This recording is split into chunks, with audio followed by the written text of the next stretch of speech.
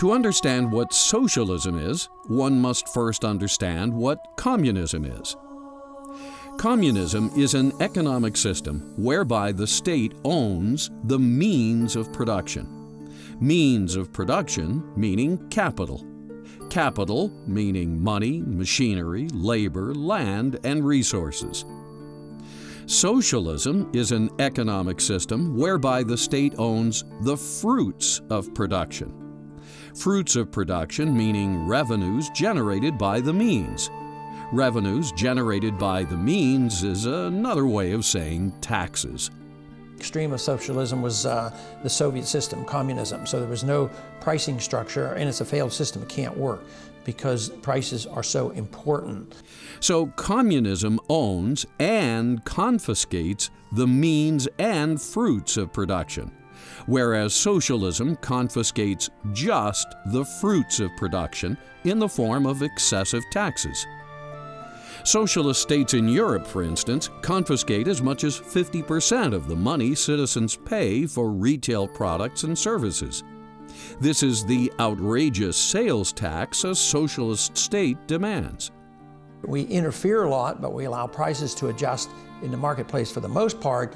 But when it comes to interest rates, the Federal Reserve is always deciding the central plan through the control of money and interest rates, how much money we should have in circulation, and should we shrink the money supply, expand the money supply. And that's a form of socialism, but it's only half of socialism because it's controlling only half of the transaction, and that's money. But it's very dangerous and leads to an authoritarian approach because it eventually breaks down, and I think that's what we're witnessing today. Thus, a socialist state rapes the people mainly through excessive taxes. A fascist state rapes the people mainly through excessive debt. Both ultimately rape the people through taxes because debt causes inflation, a hidden tax. Debt causes inflation because the Federal Reserve System facilitates the conversion of government bonds, government IOUs, into Federal Reserve notes, what we use as a currency. Well, the Federal Reserve, in its very nature, is contrary to a free market. The Federal Reserve is not only regulating, but it's manipulating the marketplace against the will of the people who are conducting the marketplace. When this is done, the money supply is inflated. When the money supply is inflated, it becomes watered down or diluted.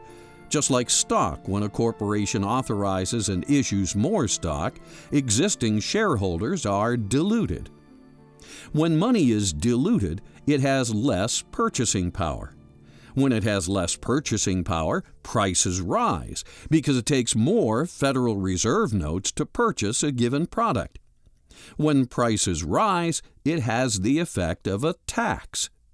Inflation is therefore a hidden tax. If the government can create new money that it doesn't have to tax for, and especially if it can put off the ultimate payment of this into the future through the use of long-term bonds that are the backing for the fiat currency, then we have a government that is essentially out of control to some degree. It can make decisions that are not immediately going to subject the people to pressure. Thus, corporate fascism uses debt, which generates the hidden tax of inflation, and cultural Marxism uses endless taxes to fund its socialist operations and expansion. Unfortunately, the constitutional republic envisioned by the founders is being undermined by both cultural Marxism and corporate fascism. And to blame our problems exclusively on either the left or the right, liberals or conservatives, Democrats or Republicans, is foolish. Again, both cultural Marxism, an ultra-liberal ideology, and corporate fascism are undermining the U.S. Constitution and destroying the republic envisioned by the founders.